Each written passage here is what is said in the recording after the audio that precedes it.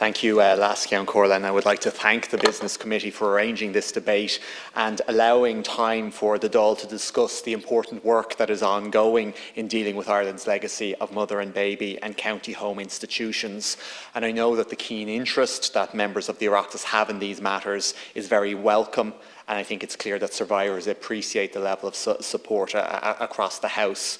And in speaking with survivors, I've heard countless stories of horrendous suffering, and I cannot begin to imagine the bravery it takes for them to share their stories. And I know many members of this House have shared survivor stories. They've shared them here in the chamber. They've shared them with me on a one-to-one basis. And I think everybody here appreciates that courage and appreciates that strength of survivors to tell us these deeply personal experiences. And at the outset, I want to reiterate that the government is under no illusion that there is any financial payment or service provision which could make up for the immense pain and the immense suffering endured by so many of our citizens whose lives have been impacted by the shameful legacy of mother and baby institutions. And while there is some commonality of experience, there is also a unique impact on each person in the course of their own life and the course of their family's life. And as much as I know we all wish it were possible, most particularly for survivors themselves, we cannot change the course of events that cause the hurt that survivors speak of. What we can do is that we can offer support to all of those who need it and ensure that we learn and grow as a nation, and to ensure that tragedies like this never happen again. In the government's action plan for survivors and former residents of mother and baby and county home institutions, we are seeking to provide an enduring response to the priority needs of all those concerned. The action plan covers a wide span of areas and allows for coordination to take place across government to drive and support the implementation of everything within it. And I want to make it clear here this evening that the government is committed to delivering an inclusive response to the extremely complex legacy that surrounds mother and baby institutions. And no one scheme could possibly account for everyone affected by the litany of shocking failures that have emerged and which our country continues to grapple with. And that's why the action plan has been developed, because it is only through a comprehensive response that we can begin our attempt to provide the range of remedies required to properly address the needs of all those who've been affected. Throughout the past year, during the consultation with survivors and our engagement with stakeholders on a previous redress scheme, it was clear that the response, in particular the payment scheme, had to be non-adversarial and that it had to encompass the breadth of survivor concerns. And this is an action plan that is all-inclusive, not only in terms of survivors and their families, but the entire wider community and society. We believe that the plan responds to the diverse needs of those who are affected by the legacy of mother and baby institutions, and also provides an opportunity for all of us to learn through the words of survivors themselves what took place in these institutions. I know that survivors have waited in particular for the payment scheme, and it's important to them as a measure of how government intends to provide redress. But I think it is important that we don't look at the payment scheme in isolation, because redress is a broad concept. And the Oak report that contains the findings of the consultation process carried out with survivors about the scheme shows the broad understanding of redress clearly. And it touched on a huge array of matters that are of concern and that matter to survivors. And the government has shown its readiness and willingness to keep listening and to keep working on these most difficult issues. On Tuesday evening, during the discussions surrounding the motion on the mother and baby home payment scheme, I spoke about how the government is an imperfect vehicle for righting the wrongs of the past. And I think it moves slowly, and this is understandably really frustrating for those who have already waited for such a long time for adequate responses. And I know that when legislation is moving through the House, either through the legislative process or in a PLS, when the effect of the legislation can't yet be felt, when the benefits it confers can't yet be enjoyed, I know that can really compound the sense of frustration that survivors feel. But on the issue of records, on the issues of memorialisation, on education and access to information, we have begun to make changes and ensure that people can see the tangible results of these changes. And I believe in the forthcoming months, we will make significantly more changes on these issues. So this evening, I want to set out some of the changes that have already been made and where we are in terms of advancing others, all part of the government's action plan. And it's clear to me that the state has to be more forthcoming about the information it holds being provided to survivors. They deserve to know about their early life. And in line with Action 8 in the action plan, I've established a dedicated unit within my department to lead on this work, and a professional archivist has been appointed and is working within that unit to focus on the preservation of and public access to those records. And Action 5 of the Action Plan ensures GDPR rights of access to the Commission's archive. And since the archive was transferred to my department, we've received 411 subject access requests, and we've processed 316 of these. And I am aware that the current constraints on access to health data in particular contained in the Commission's archive is causing very real distress to survivors, and it's absolutely understandable why they are distressed. And we are acting on that. I've engaged with my colleague, the Minister for Health, on this issue, and he is progressing new regulations which will address the matter of access to health information and remove that requirement for consultation with a medical practitioner. Next year, we will have legislation in place to finally ensure that adopted people can hold in their hands the birth certificate that they've so long been denied access to.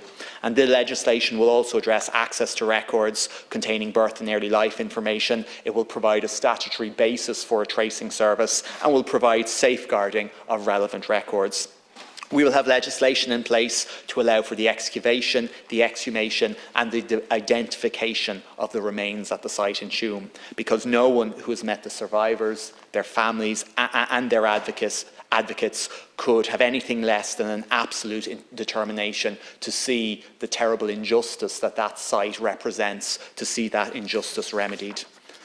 The government's action plan is about responding to what Mother and Baby the Mother and Baby institution's place in our history, but it also has to what they would say about our present as well. And I think it's testament to the generosity of spirit of survivors that they are so passionate in their advocacy for the protection and well-being of children today. And in response to that, Action 18 of the Action Plan is creating a children's fund to honour the memory of the children who died in mother and baby institutions through the provision of supports to children who experience disadvantage in the present day. And through our extensive engagements with survivors and former residents, memorialisation has been repeatedly raised as an issue of profound importance.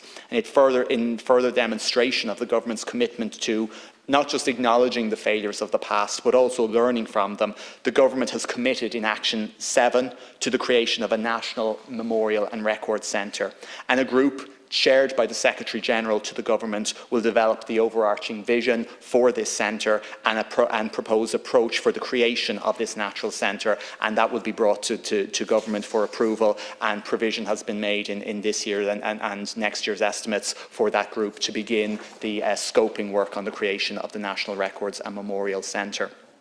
But we're also working to provide memorialisation at a local level, and my department is currently working on this with the Department of Housing and Local Government, as well as offering a commemorative grant scheme to support survivor-centred advocacy groups in organising commemorative events.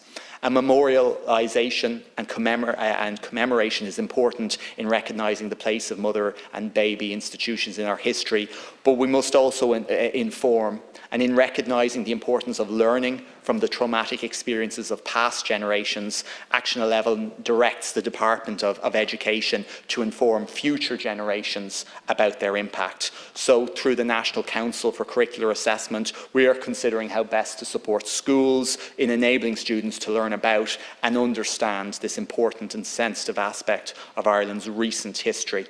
The government has also created a number of postgraduate scholarships in partnership with the Irish Research Council in memory of the children who died in the institutions, and these scholarships will again focus on research in the area of childhood disadvantage. Action 13 relates to how my department has commissioned a team based in NUI Galway to conduct research on language, terminology and representation.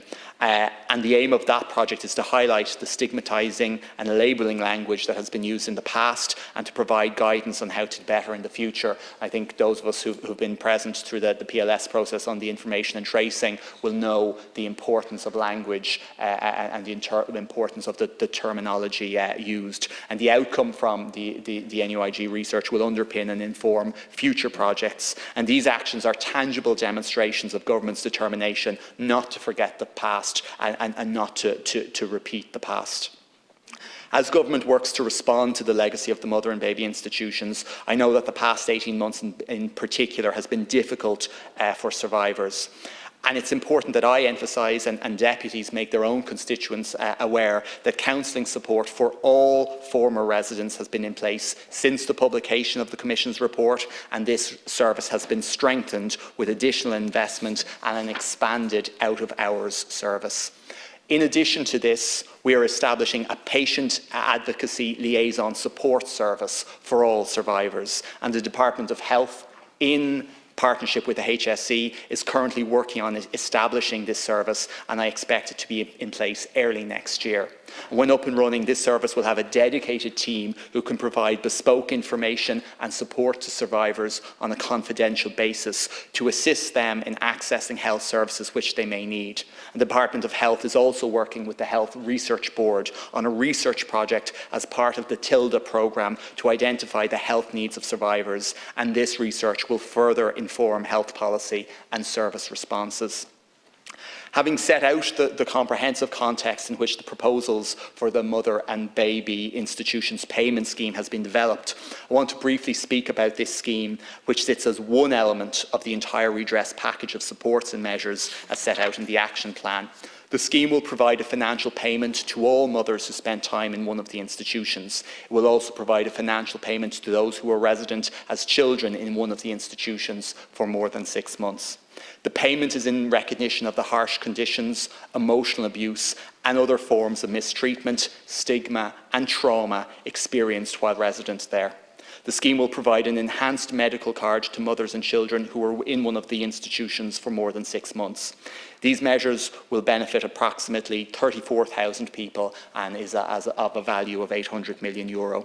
And in doing so, the scheme goes well beyond the recommendations of the Commission's investigation, but also goes beyond the recommendations of the interdepartmental group that was established to develop proposals.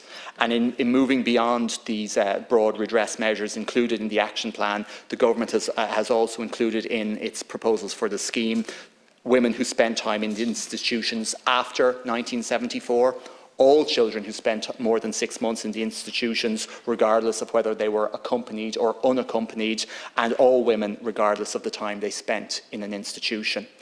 And we've given careful thought as to how to balance the multiple competing views and priorities and also deliver a scheme that isn't overly complex and doesn't leave a huge burden again with survivors. And through the Oak-led consultation process and from my many engagement with survivors, they have made it very clear that they want a scheme that is non-adversarial, that is simple and that is based on trust. And the requirement for a low burden of proof was also a key issue raised, and this is what the Mother and Baby Payment Scheme seeks to deliver.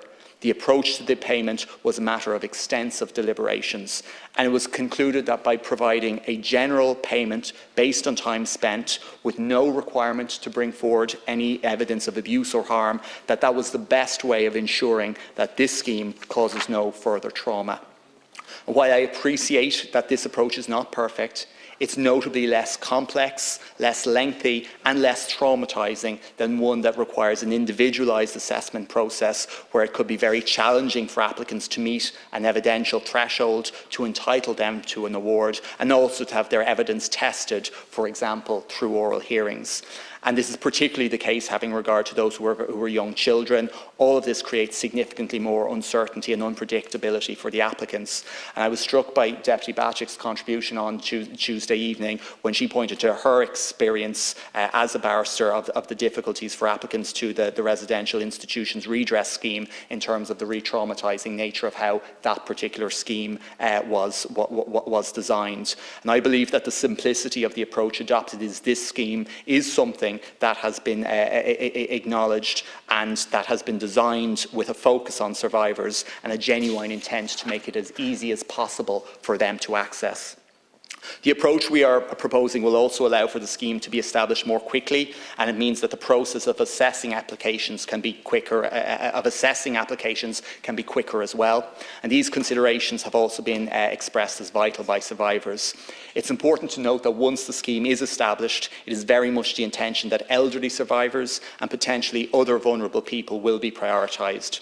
As I set out earlier, the Government's action plan provides a response to the priority needs of children who spend short periods of time in the institutions as babies by way of the Birth Information and Tracing Bill and the investment that has been made available to support the implementation of this legislation. And this is the overwhelming need that has been expressed by people who as children were adopted or otherwise separated from their birth families.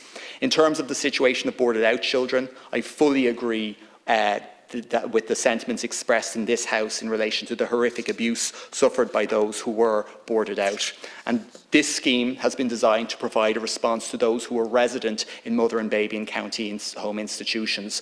A general payment scheme is unfortunately not the appropriate vehicle for responding to the very varied circumstances by which children were boarded out and to their individual experiences. I'd like to emphasise that the action plan includes other measures which will provide support and assistance to those who are boarded out as children, access to birth and early life information, inclusion in the memorial initiatives, and the provision of an ex gratia payment to anyone who was boarded out and had to pay inheritance tax on land that they inherited from their family. And I've also stated that we will be making provision for a dedicated counselling service for individuals who were boarded out and were who were subject to physical or sexual abuse. In terms of my engagement with the religious congregations involved in the operation of the institutions, the Government has heard and fully understands the widespread view that they must provide a significant contribution to the scheme, and I will be meeting with a number of the congregations in the coming weeks, and it is my intention to seek exactly that from them. On the subject matter of the waiver, which is included in the proposals for this scheme, I think it is important to stress that the legal waiver would only be assigned at the stage that an applicant accepts an offer of a financial payment made under the scheme. So an applicant would have full understanding of what offer was being made to them before they sign. Until the point at which an offer is accepted, an applicant has every right to pursue legal action if that's what they choose to do.